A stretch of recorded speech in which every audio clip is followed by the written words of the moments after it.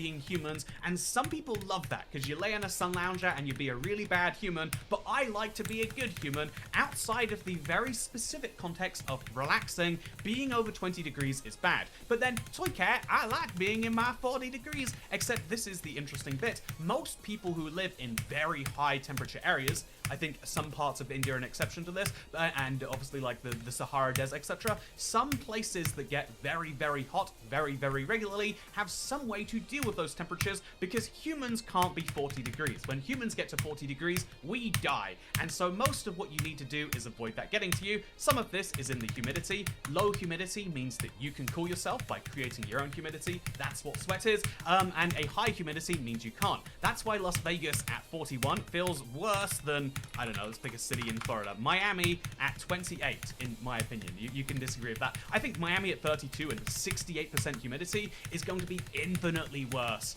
especially if you're in the sun, than Las Vegas at 41. So that's a big part of it. Europe is humid because Europe is surrounded by water. The same reason that our culture is all the way around the world, because we built boats and went to steal the gold or whatever, that same reason is the same reason that we're covered in water.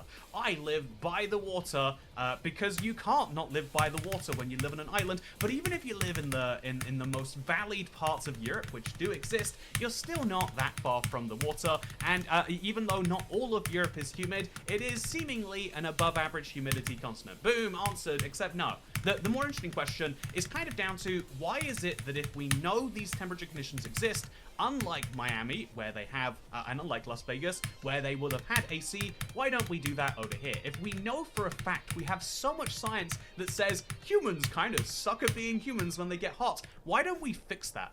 Well, this is the more intriguing answer. So, first